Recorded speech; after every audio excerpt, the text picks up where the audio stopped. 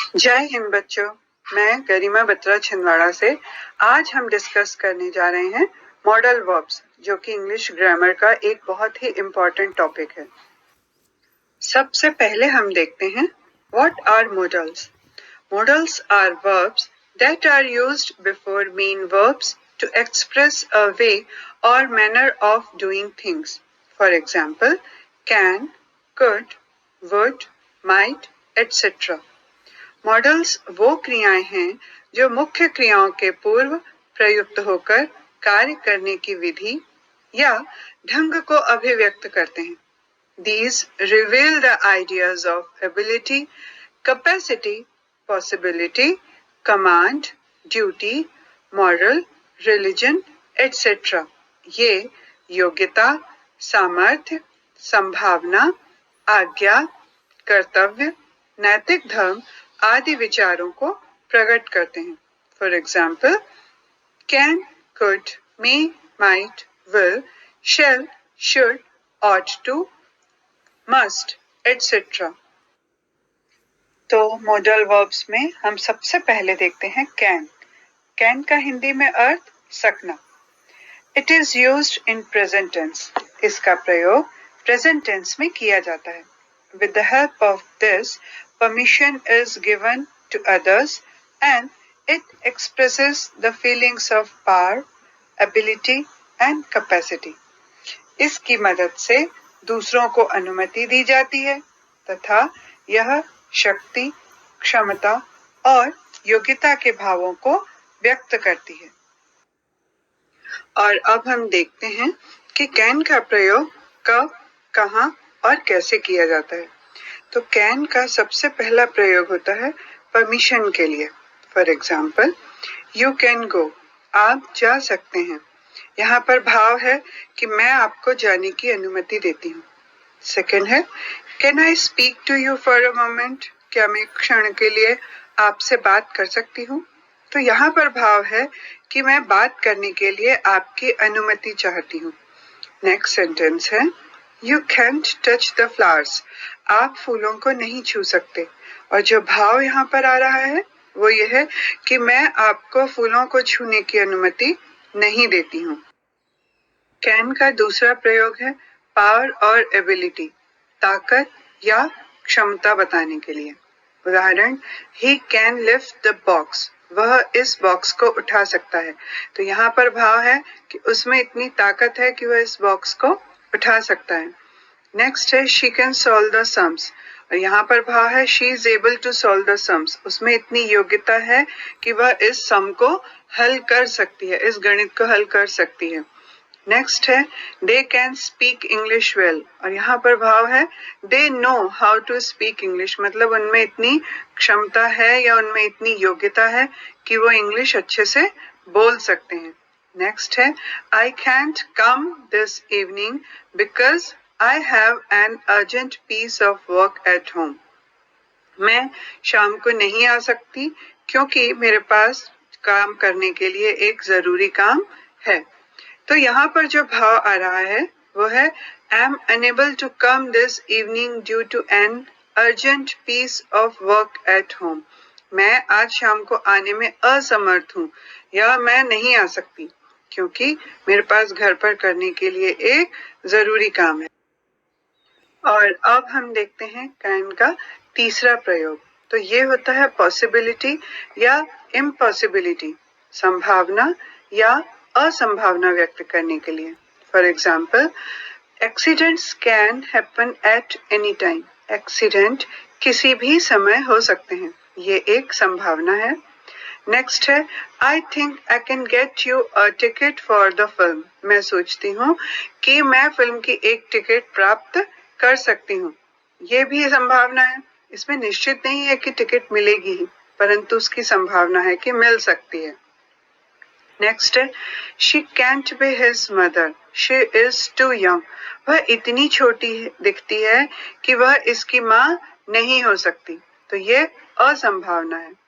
And next is he cantt have let yet, I saw him only 5 minutes ago, वह यहाँ से नहीं जा सकता, मैंने अभी उसे सिर्फ 5 मिनट पहले ही देखा है, तो ये असंभावना है। और अब हम देखते हैं कैन का नेक्स्ट उपयोग। तो कैन का नेक्स्ट उपयोग किया जाता है रिक्वेस्ट या अपील, निवेदन व अनुरोध अथवा आग्रह को अभिव्यक्त करने के लिए। For example, can I take your pen? क्या मैं आपका पेन ले सकती हूँ? ये एक रिक्वेस्ट है। और नेक्स्ट है can you help me in my work? ये एक अपील है, ये एक आग्रह है। और नेक्स्ट हम देखते हैं कुड का प्रयोग। कुड का अर्थ हिंदी में आता है सकता था। तो कुड का सबसे पहला प्रयोग है एबिलिटी, परमिशन एंड पॉसिबिलिटी। तो ये क्षमता, आज्ञा और संभावना, लेकिन पास्ट टेंस में व्यक्त करने के लिए, पास्ट के किसी समय में व्यक्त करने के लिए। For example, he could swim when he was young. जब वह छोटा था तब वह तैर सकता था। ये यंग एज में योग्यता की, एबिलिटी की बात है। Next is they could go out whenever they wanted. वो जब चाहें तब जा सकते हैं। तो ये परमिशन है। Next is if we had the money we could buy that car.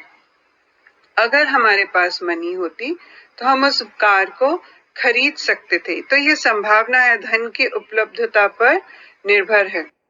Next है कुड हैव। जब वाक्यों में हो सकता था या सकती थी या सकते थे, इस बात का ज्ञान होता है कि भूतकाल में कोई संभावना थी, पॉसिबिलिटी थी, लेकिन वो पूरी नहीं हो सकी। तब हम कुड हैव के साथ वर्ब की थर्ड फॉर्म का प्रयोग करते हैं। For example, he could have written this letter. वह इस पत्र को लिख सकता था लेकिन लिखा नहीं। नेक्स्ट है you could have received your brother at the railway station. तुम अपने भाई को रेलवे स्टेशन से ला सकते थे पर तुम लेने ही नहीं गए। कुड का अगला प्रयोग है रिक्वेस्ट या अपील के लिए, निवेदन व अनुरोध अथवा आग्रह को अभिव्यक्त करने के लिए। For example, could you tell me the time? ये एक रिक्वेस्ट है, क्या आप मुझे समय बताएंगे? Next is could I sit on the chair? क्या मैं कुर्सी पर बैठ सकती हूँ? ये भी एक रिक्वेस्ट है। नेक्स्ट है could you help me in solving this sum? अब ये एक प्रार्थना है कि क्या आप इस सम को हल करने में मेरी मदद करेंगे? And next one is could you wait for me a few minutes? ये भी एक आग्रह है कि क्या आप कुछ मिनट, कुछ क्षण मेरा इंतजार करेंगे? इसके बाद हम देखते हैं यूजेस ऑफ मे। मे का प्रयोग कब, कहाँ और किन परिस्थितियों में किया जाता है। तो सबसे पहला है परमिशन के लिए। मे का प्रयोग औपचारिक रूप से अनुमति प्राप्त करने के लिए या अनुमति देने के लिए किया जाता है। For example, may I come in sir? इसमें भाव अभिव्यक्त हो रहा है कि परमिशन चाहते हैं, क्या मैं अंदर आ सकती हूँ sir? Next is you may go home when you have finished your work. आप अपना काम खत्म करके अपने घर जा सकते हो। तो यहाँ पर भाव है परमिशन देने का। Next is may I have your pen please? क्या मैं आपका पेन ले सकती हूँ? ये भी परमिशन लेने के लिए है। And next one is may she see your garden? क्या वह आपका बगीचा देख सकती है? यहाँ पर भी परमिशन मांगी जा रही है। यस शी में, हाँ वह देख सकती है, तो यहाँ पर परमिशन दी जा रही है। और अब हम मे का दूसरा प्रयोग देखते हैं जो कि पॉसिबिलिटी या संभावना व्यक्त करने के लिए किया जाता है। Example, the sky is overcast, it may rain today. तो ये संभावना है कि भाई आकाश में बादल हैं, वर्षा हो सकती है। Next is there may be a storm tonight. ये भी एक संभावना है कि आज की रात तूफान आ सकता है। Next is she is absent today, she may be at home. वह आज अनुपस्थित है, वह घर पर हो सकती है। यह भी एक संभावना है। और अब हम मे का तीसरा प्रयोग देखते हैं जो कि if it is of personal nature and concern someone else. यदि मे का प्रयोग किसी दूसरे के प्रति कोई विश, कोई इच्छा, कामना, कोई आशीर्वाद देने के लिए किया जाता है। For example, may you live long, तुम दीर्घजीवी हो। Next is may you prosper my son, मेरे बेटे तुम फलो फूलो, ये एक आशीर्वाद है। Next is may you get desired success in future, तुम भविष्य में मनवांछित सफलता प्राप्त करो। तो ये भी एक तरह का आशीर्वाद या विश है। अब हम देखते हैं next modal, that is might, सकता था। तो माइट का पहला प्रयोग है, might is used as past form of may के पास्ट फॉर्म के रूप में माइट का प्रयोग किया जाता है। For example, he said that you might go home, उसने कहा था कि तुम घर जा सकते थे, ये मे का पास्ट फॉर्म है। Next is Manu might have been stuck in traffic, Manu traffic में फंसा हो सकता है। Might is also used to express possibility but it shows remote possibility as compare to मे।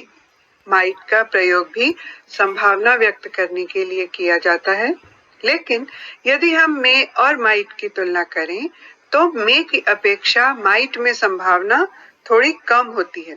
आइए इसके एग्जाम्पल देखें। He has not promised, but he might come. उसने वादा तो नहीं किया है, पर वह आ सकता है। तो यहाँ संभावना है आ सकता है, लेकिन आने की संभावना कम है बहुत। Next is your phone might be in the kitchen, यहाँ भी संभावना है कि आपका फोन किचन में हो सकता है। अब फोन नहीं मिल रहा है तो इतने बड़े घर में किसी भी जगह हो सकता है। अब अगला मॉडल हम देखते हैं, ought to। ought to का अर्थ होता है चाहिए। यह वर्तमान, भूत अथवा भविष्य काल को सूचित करता है। इसके प्रयोग इस प्रकार से हैं। फर्स्ट है, it expresses the present and future duty और ऑब्लिगेशन, वर्तमान और भविष्य के कर्तव्य या बाध्यता को अभिव्यक्त करने के लिए इसका प्रयोग किया जाता है। For example, he ought to work hard to earn his livelihood, उसे अपने जीवन यापन को प्राप्त करने के लिए कड़ी मेहनत करनी चाहिए। Next is we ought to respect our elders, हमें अपने बुजुर्गों का या अपने से बड़ों का आदर करना। नेक्स्ट उपयोग है ought to का संभावना व्यक्त करने के लिए, लेकिन इसमें भी संभावना मे की तुलना में कम होती है, टू एक्सप्रेस प्रोबेबिलिटी। इसका एग्जाम्पल है, the Rewa express left Pune junction at 5 PM। Rewa express train ने पूना स्टेशन 5 बजे छोड़ा है। It ought to be here by 10 AM, यहाँ पर उसे 10 बजे होना चाहिए। अब पूना से यहाँ की दूरी 5 घंटे की है और ट्रेन 5 बजे चली है, तो स्वाभाविक रूप से वो 10 बजे यहाँ पहुंचनी चाहिए। अगर ट्रेन किसी कारण से लेट हो जाती है तो वो नहीं भी पहुंच सकती। तो यहाँ संभावना है, लेकिन पूरी नहीं है। नेक्स्ट है, considering the hard work he has put in, he ought to pass, उसकी कड़ी मेहनत को देखते हुए उसे रखा जाएगा, उसे पास होना चाहिए। संभावना है लेकिन निश्चित नहीं है। Not and infinitives are used after ought to indicate negation for the present and future, वर्तमान और भविष्य के लिए अस्वीकृति या डिसअप्रूवल को प्रकट करने के लिए ought के बाद not और to infinitive का प्रयोग किया जाता है। For example, you ought not to stay out so late, आपको बाहर इतनी देर तक नहीं रुकना चाहिए। Next is you ought not to behave like that, आपको इस प्रकार से व्यवहार नहीं करना चाहिए।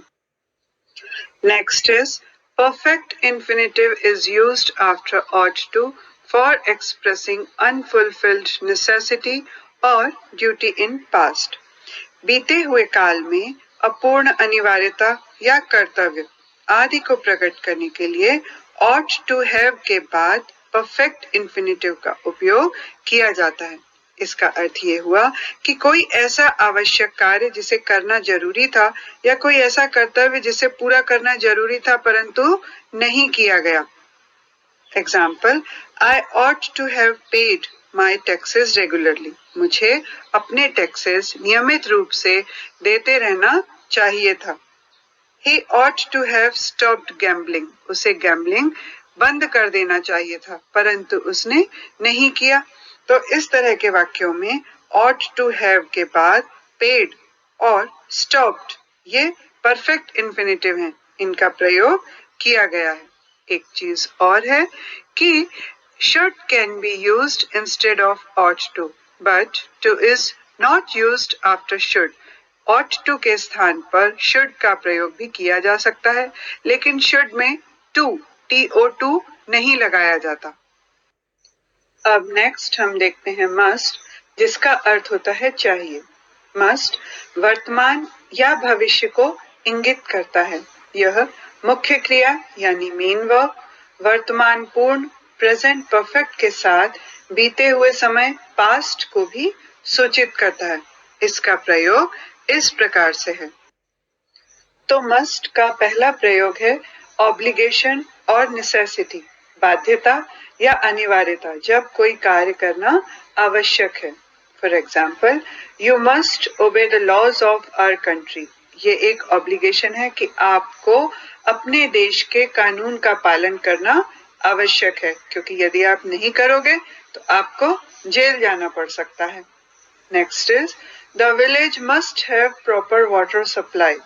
गांव में आवश्यक पानी की पूर्ति जरूरी है, ये एक नेसेसिटी है। ऐसा नहीं होगा तो इसके बिना जीवन मुश्किल है या गांव में रहना मुश्किल है। नेक्स्ट इज कंपल्शन या मजबूरी। For example, you must dispatch all these letters before leaving the office. Office छोड़ने के पहले तुम्हें ये सारे पत्र डिस्पैच करना या भेजना जरूरी है। तो ये यदि कोई ऑफिसर अपने सबऑर्डिनेट को ऑर्डर दे रहा है तो उसके लिए ये कार्य करना मजबूरी हो जाती है। Next is we must fight for our country's freedom. हमें अपने देश की स्वतंत्रता के लिए युद्ध लड़ाई जरूर करनी चाहिए। तो यदि आप ऐसा नहीं करोगे तो आप गुलाम बन जाओगे, तो आपको स्वतंत्रता के लिए लड़ना जरूरी है। और अब मस्ट का तीसरा प्रयोग है डिटर्मिनेशन या दृढ़ निश्चय। For example, I must see you again before I leave for America. America जाने के पहले मैं आपको जरूर मिलने आऊंगा या जरूर मिलूंगा। Next is you must return today. तुम्हें आज ही वापस लौटना जरूरी है, ये दृढ़ निश्चय है। और नेक्स्ट प्रयोग है मस्ट का, दैट इज ड्यूटी या कर्तव्य। For example, we must practise virtue. हमें अच्छे गुणों का पालन करना चाहिए। या a man must serve his country. प्रत्येक व्यक्ति को अपने देश की सेवा करनी चाहिए, ये कर्तव्य है। नेक्स्ट प्रयोग है प्रोबेबिलिटी और इन्फरेंस, संभावना या निष्कर्ष, जब हम किसी के बारे में अंदाज लगाते हैं। For example, he must be at least 40 years old। वह 40 साल का तो होगा। My friend must have reached Indore by this time. अभी इस समय तक मेरा दोस्त निश्चित रूप से इंदौर पहुंच चुका है। Not and simple infinitive is used after must to express prohibition for present and future. वर्तमान और भविष्य के लिए निषेध या prohibition अभिव्यक्त करने के लिए must के बाद not और simple infinitive प्रयुक्त किया जाता है।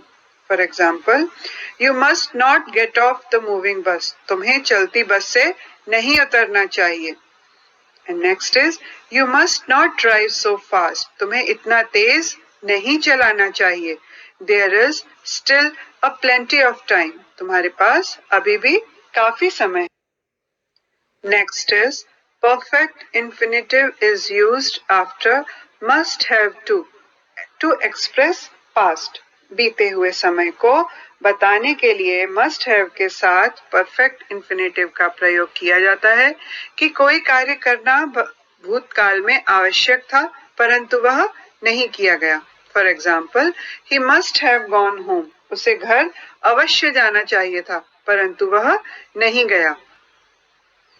You must have studied hard for your exams, अपनी परीक्षाओं के लिए तुम्हें कड़ी मेहनत करनी चाहिए थी परंतु तुमने नहीं की। और नेक्स्ट है डेयर। डेयर यानी होता है साहस करना। तो डेयर का प्रयोग यदि हम देखें तो as a perfect verb, dare का प्रयोग पूर्ण क्रिया और क्रियार्थ द्योतक दोनों रूपों में किया जाता है। पूर्ण क्रिया के रूप में कैसे?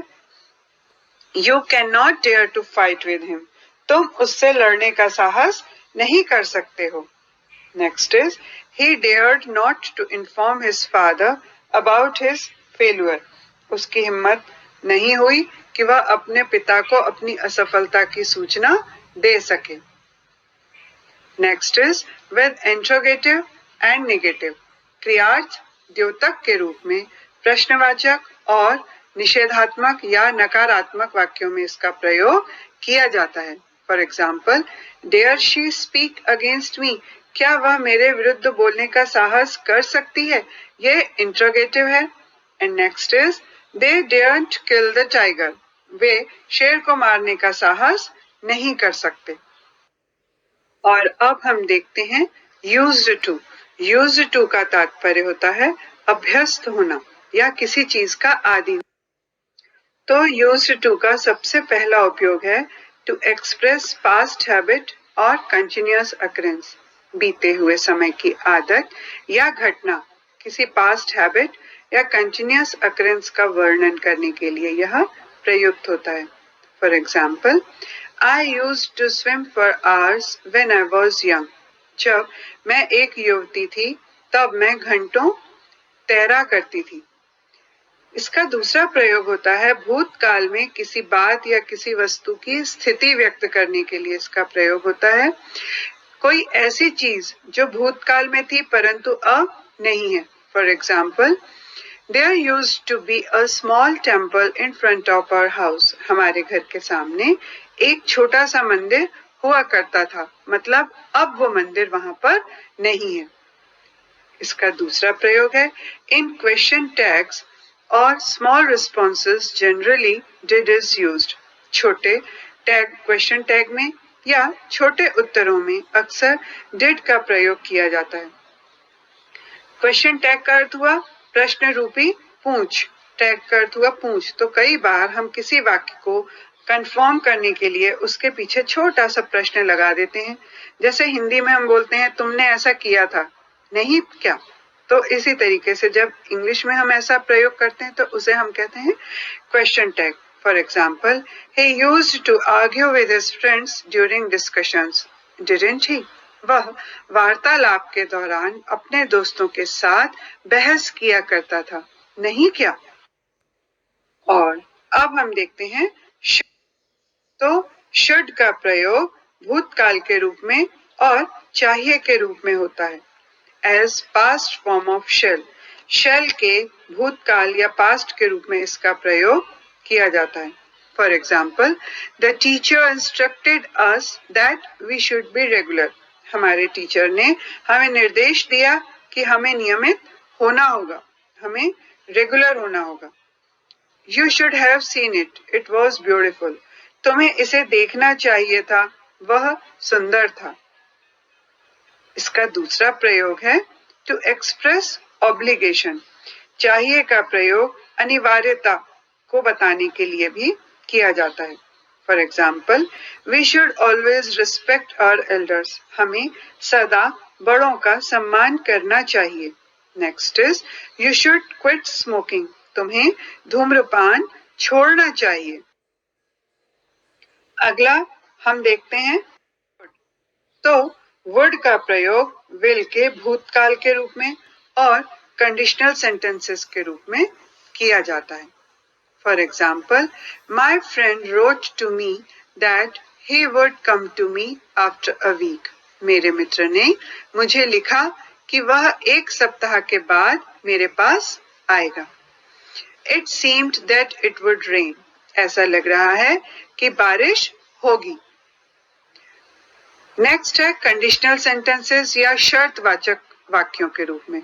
For example, if I were the prime minister of India, I would have provided food, cloth and house to everybody. यदि मैं भारत का प्रधानमंत्री होता तो प्रत्येक के लिए रोटी, कपड़ा और मकान का प्रावधान करता। अब हम देखते हैं shall and will का प्रयोग। Will is used with the first person to express willingness, intention, determination, promise and threat। First person के साथ will का प्रयोग इच्छा, इरादा, निश्चय, प्रतिज्ञा तथा धमकी को प्रकट करने के लिए किया जाता है। For example, I'll supply the things you need।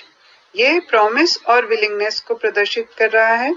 आपको जिन वस्तुओं की आवश्यकता है उनकी पूर्ति मैं करूंगी। Next is we will fight till last. ये डिटर्मिनेशन या निश्चय को प्रकट कर रहा है कि हम अंत समय तक लड़ेंगे। Next is we will give him a warm reception. ये इंटेंशन या इरादे को व्यक्त कर रहा है, हम उसका हार्दिक स्वागत करेंगे। And last is I'll report against you if you do not mend your ways। ये एक धमकी है कि मैं आप उसके खिलाफ शिकायत करूंगी यदि उसने अपने तरीके नहीं बदले। Will is also used for polite offerings या request। will का प्रयोग विनम्र ऑफरिंग के लिए भी या प्रार्थना के लिए भी किया जाता है। For example, will you have another cup of T. क्या ये एक पोलाइट इनविटेशन है, क्या आप एक कप चाय और लेंगे। Next is will you post this letter for me please. ये एक विनम्र प्रार्थना है, क्या आप यह पत्र मेरे लिए कृपा कर डाक में डाल देंगे। ये एक shall is used with the second person and third person to express assurance or promise, threat, warning, order, command and determination। shall का प्रयोग second person और third person के साथ आश्वासन, प्रतिज्ञा, धमकी, चेतावनी, आज्ञा और निश्चय बताने के लिए किया जाता है। For example, I say you shall do it। ये एक कमांड है, मैं कहता हूं कि तुम इसे करोगे। ये एक ऑर्डर हुआ। Next is they shall not touch my things again। फिर से एक ऑर्डर है कि वे अब मेरी चीजों को दोबारा नहीं छुएंगे। Next is ask for a reward and you shall have it। ये एक वादा है, एश्योरेंस है, आश्वासन है, तुम कोई पुरस्कार मांगो और वह तुम्हें मिलेगा। Next is you shall get a bike if you get an A grade. ये एक वादा है, प्रॉमिस है, यदि तुम ए ग्रेड पाओगे तो तुम्हें एक बाइक मिलेगी। Next is he shall be punished for his misbehaviour. ये एक धमकी है, अपने बुरे व्यवहार के लिए उसे सजा मिलेगी। And last one is as you sow so shall you reap. ये एक धमकी है, जैसा करोगे वैसा भरोगे। साथ ही साथ एक बहुत फेमस प्रोवर्ब भी है।